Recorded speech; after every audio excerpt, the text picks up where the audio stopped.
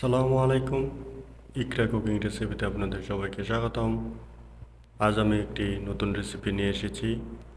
পটল দিয়ে কিভাবে অতি সহজে ভর্তা তৈরি করবেন, তো আপনারা দেখতে থাকুন। প্রথমে আমি 5টি পটল নিয়ে নিলাম। পটলগুলোকে কেটে নিলাম অল্প অল্প করে। তারপর আমি পানিতে দিয়ে দিলাম। পানিতে আমি 10 মিনিটের মতো এটাকে সিদ্ধ করব।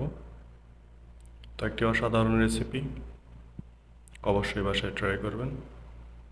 তারপর 10 মিনিট হয়ে যাওয়ার পর আমি ফিরে আসলাম। আমি চেক করে নিলাম পটলগুলি হয়েছে কিনা, সিদ্ধ হয়েছে কিনা। তো পটলগুলি সিদ্ধ হয়েছে, তখন তা আমি নামিয়ে নিচ্ছি।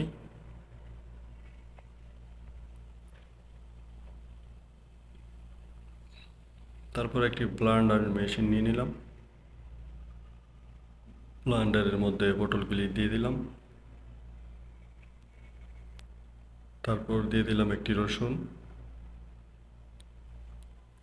তারপর দিয়ে দিচ্ছি শুকনো মরিচ 5-7টা। আপনারা আপনাদের জাল অনুযায়ী শুকনো মরিচ দিয়ে নেবেন। তারপর দিয়ে দিচ্ছি সরিষা 2 চামচ, সাদা সরিষা। তারপরে এতে অ্যাড করছি লবণ 1 চামচ পরিমাণ। তো আমি এটাকে ব্লেন্ডার করে নিচ্ছি। তো ব্লেন্ডার করে ফিরে আসলাম। তারপর এটাকে আমি একটি প্লেটে রেখে দিলাম। তো অবশ্যই বাসায় ট্রাই করবেন, অসাধারণ এক রেসিপি, খেতে সুস্বাদু, দারুণ একটা রেসিপি।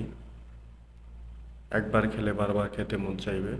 তারপর একটি পেঁয়াজ কুচি দিয়ে দিলাম। পেঁয়াজ কুচি দিয়ে ভালো মতো মিক্স করে নিচ্ছি। তারপর আমি চুলোতে একটি প্যান বসিয়ে নিলাম।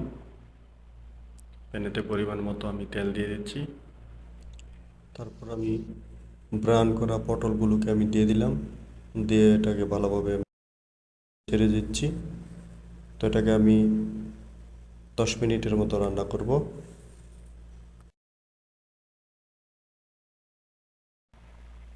তো এটাকে আমি রান্না করব পানিটা শুকনো অবধি পর্যন্ত।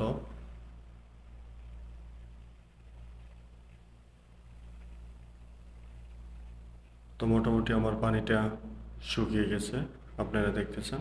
লো মিডিয়াম আছে আমি এটাকে রান্না করলাম। তো অবশ্যই বাসায় ট্রাই করবেন। তারপর আমি দিয়ে দিচ্ছি সসপাতা, ধনে পাতা দিয়ে ভালো মতো মিক্স করে দিচ্ছি।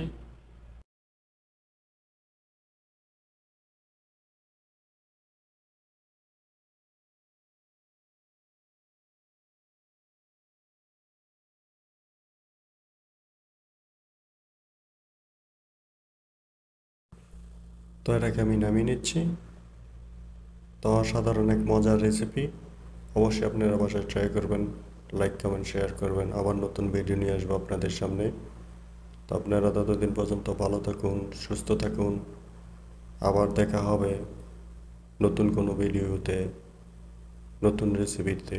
আল্লাহ হাফেজ।